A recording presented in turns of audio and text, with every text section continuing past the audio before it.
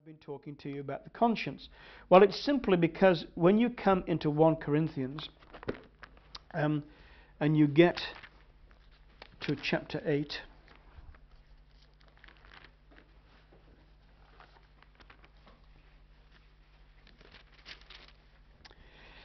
it says this, and you'll see it begins with this little phrase that we've seen already a couple of times, and we'll see it more often before we finish 1 Corinthians.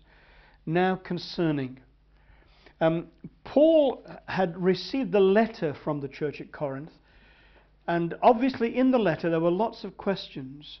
And if you keep that in mind, that Corinthians is an answer, sometimes it can help you to interpret it. And I've said this every single time we've got together, I think, that the real skill, of course, lies in actually trying to work out what the questions were, because we've got the answers but we're not quite sure what the questions were.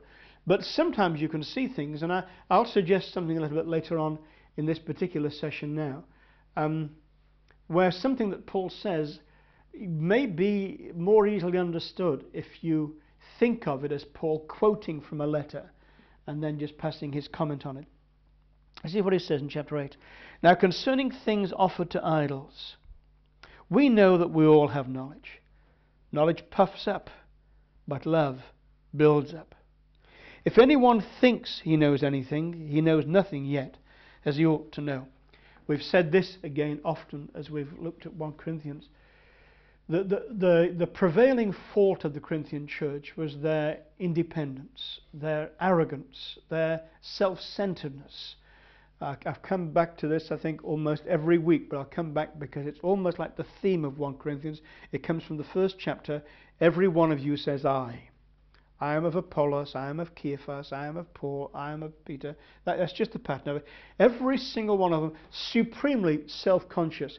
This is one of the tendencies anyway of Greek culture, but Corinth was notorious for it. It was notoriously independent. Its people were independent, the city was independent, and the church was independent. And all the problems that you find in the Corinthian church are the result of the Corinthian church's independence. If they had discerned the body and been dependent upon one another, if they had discerned the larger body and understood that they weren't self-standing as a church, but actually were interdependent with all the other churches, they wouldn't have come to the conclusion that they had all the answers and they knew everything. They had knowledge. They worshipped knowledge. And Paul will come back to this time and time again.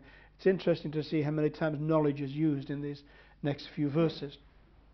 But he says, we know, how he expresses it here, if anyone thinks he knows nothing yet, as he ought to know. But if anyone loves God, this one is known of him. Therefore, concerning the eating of things offered to idols, we know, listen to the word again, we know that an idol is nothing in the world, and that there is no other God but one. We know that by revelation to our spirit. We did serve other gods had their claims upon us, but we know now that there's only one God. I've quoted this to you before, that sometimes when we say we believe, we're really saying we're trying to believe. And people who really believe don't say I believe, they actually say I know. And Paul here says we know. There are some things we know. Concerning that verse 4, concerning the eating of things offered to idols, we know that an idol is nothing in the world, and that there is no other God but one. For even if there are so-called gods, whether in heaven or on earth, as there are many gods and many lords, yet for us there is one God, the Father, of whom are all things, and we for him, and one Lord Jesus Christ, through whom are all things, and through whom we live, my version says. Howbeit, verse 7, this is a key verse we're coming to, verse 7, however, there is not in everyone that knowledge. This is a really key part of what Paul is saying here. Paul says, we know that, and because we know that, can develop it, because we know that, our conscience would not be troubled in taking something that had nominally been offered to idols. In places like Corinth, actually this happens in some kind of Muslim countries as well, all animals have actually been offered to a god. I think this is pretty much what happens with halal meat. All the meat has been offered to God. If you've bought some nice kind of Moroccan leather slippers, almost certainly the animals that wore the slippers before you had them was offered to Allah in some particular sacrifice or something like that. But we know that these gods are no gods. I will wear Moroccan slippers. I've had a Moroccan leather Bible before now. These things, they don't touch me. They don't trouble my conscience. They're of no problem to me at all. But in everyone, there's not their knowledge. They may agree with me if I say, well, there aren't any gods. They may agree with my words. They may agree with the facts that I'm saying, but they've not seen it.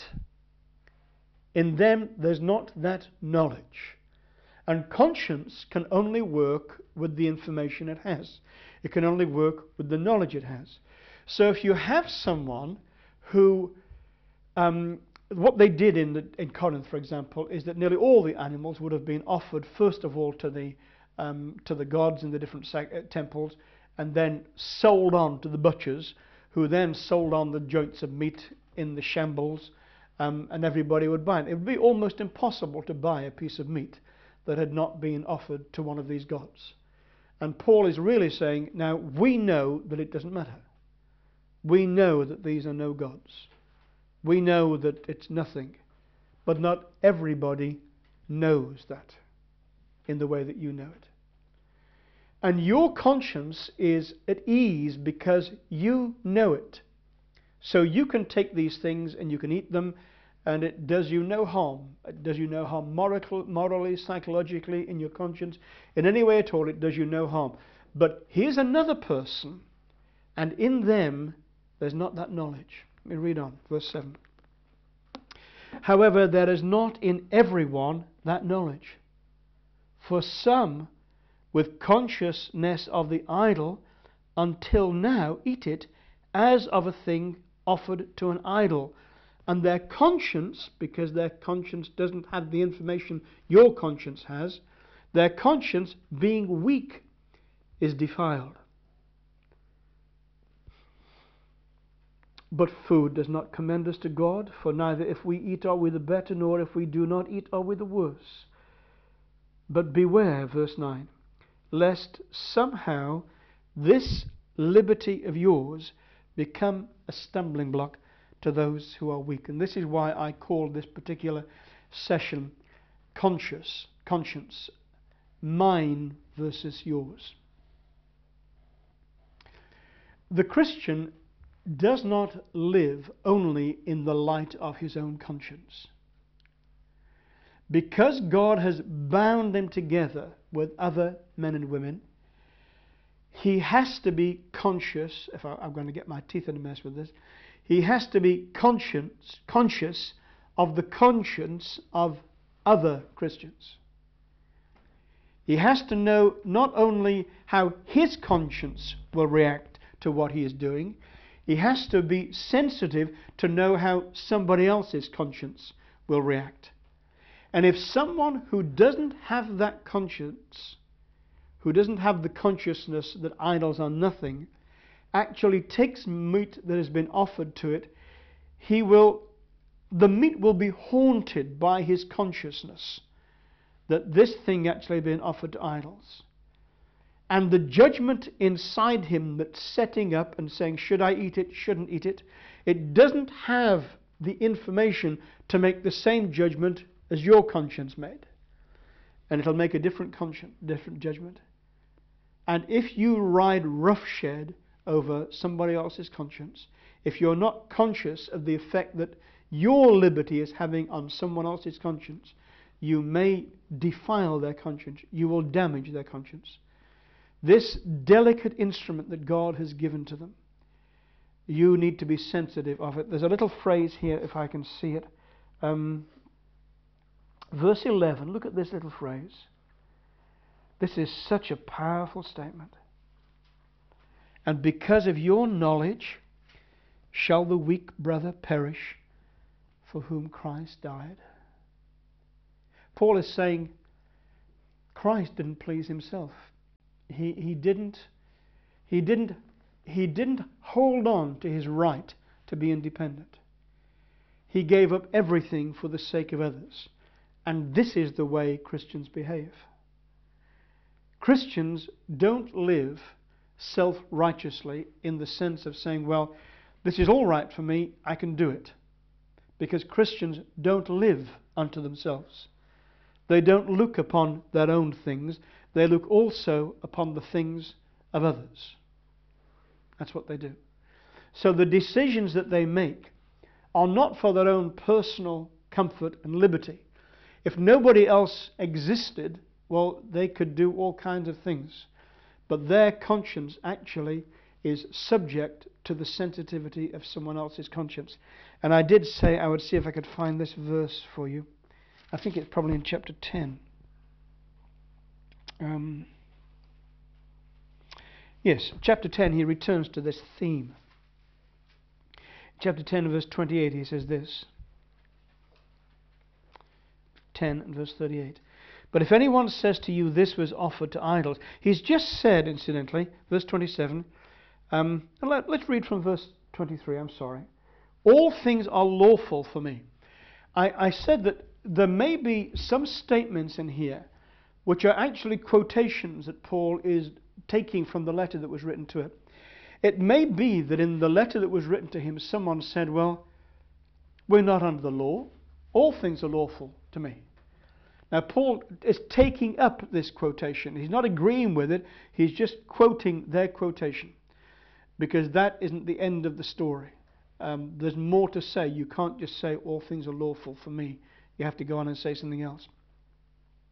All things are lawful for me, but not all things are helpful. All things are lawful for me, but all things don't build up. Do you remember, and we're looking forward ahead now, when Paul begins to speak about gifts of the Spirit operating in the church, he concentrates on the exercise of those gifts which serve to build up the saints. And he actually says that speaking in tongues, if I do this myself, he says, it builds up me. But in the church, I would rather speak one word with understanding in a known tongue than 1,000, 10,000 in an unknown tongue. Because the whole issue of Corinthians is that they were not discerning the body. They weren't seeing the church. They were not living in a consciousness of what I called in one of our sessions together, the covenant community. Everyone was doing their own thing. And of course you can get away with this. You can eat what you like, you can drink what you like, you can live how you like, you can do anything you like if your conscience is easy with that. But your conscience actually is not just your own now, because other people are involved with this. And in verse 23 it says, all things are lawful for me. Sorry, verse 24, let no one seek his own, but each one the other's well-being. That was the fatal error that had crept into Corinth. They're all seeking their own. They're all doing their own things. They're all insisting on their own rights to themselves, as Oswald Chambers would have called it. Let no one seek his own, but each one the other's well-being. Eat whatever's sold in the meat market, asking no questions for conscience sake, for the earth is the Lord's and all its fullness. If any of those who do not believe invite you to dinner, and you desire to go, eat whatever is set before you, asking no question for conscience sake. So you're to eat the ants if they fry the ants, and you're to eat the snake if they kind of provide you snakes, and you're to eat whatever they set before you, asking no question for conscience sake. Then he says this, but,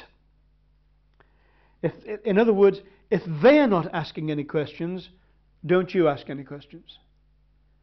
Let your conscience be the thing that guides you. If there's no other issue, you just do what your conscience gives you the judgment to do. That's fine, he says. If they're not asking any questions, don't you ask any questions. But if they are asking questions, this is what happens then, he says. But if anyone says to you, this was offered to idols, do not eat of it. for the sake of the one who told you, and for conscience sake. For the earth is the Lord's, and all the fullness. Conscience, I say, not your own, but that of the other. This is Paul saying, because God has bound us together in this one body, in one spirit, you've all been baptized into one body, and you have responsibility for one another. And because of this, you are no longer free to do what pleases you. And here's another one of these quotations, I think, when he says here, why is my liberty judged by another man's conscience? You can just imagine the Corinthians kind of writing and say, well, why should my liberty that I have got be curtailed or restricted by somebody else's conscience? God's given me liberty. God's given me revelation. I can see this clearly. I ought to live in the full liberty of this thing that God has given to me and enjoy everything, because all the earth is the Lord's and all the fullness of it. And Paul says, what about your brother? What about your brother? What effect is your liberty having on your brother? Okay, and then he says here, for if I partake with thanks, why am I evil spoken of for the food over which I have given thanks? I think that also might be a quotation. I can just again imagine the Corinthians saying, well, we've sanctified this by prayer. Yeah, it did belong once to the idols, but we've sanctified it by prayer, and it's absolutely fine now. And Paul is really saying the same thing. Well, yes, for you it is fine. But if your brother is conscious of what you're doing, but does not have that revelation that you have, you need to be conscious of his consciousness and be thinking about him. Okay, so it's love that builds up the saints. That little phrase, this weak brother for whom Christ died, I think it's such a powerful statement, because at times people get so caught up with their own rights that they won't yield anything, because they're absolutely convinced that this is the way you should do it, and they'll give up nothing at all. And Paul is saying he gave up everything. The only one who had any rights actually laid all of them down for this weak brother for whom you won't even lay down your preference for a nice pork steak or something like that. So for me, if in this culture that I live in, I eat pork. If I lived in a Muslim culture or a Jewish culture, I wouldn't eat it. If I lived in a Hindu culture, I wouldn't eat meat.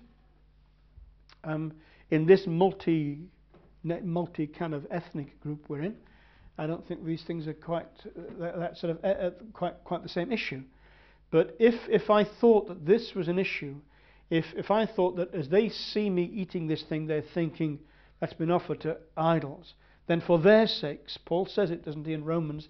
He says, in that case, I would eat nothing and drink nothing while the world exists, he says, rather than put a stumbling block in front of my brother. It's this is love. This is love working, and it really is thrilling. And right at the end of 1 Corinthians 10, he says this, verse 32, give no offence either to the Jews or to the Greeks or to the church of God, just as I also please all men in all things, not seeking my own profit, but the profit of many, that they might be saved. Okay, so I'm going to pause before we move on. Any questions?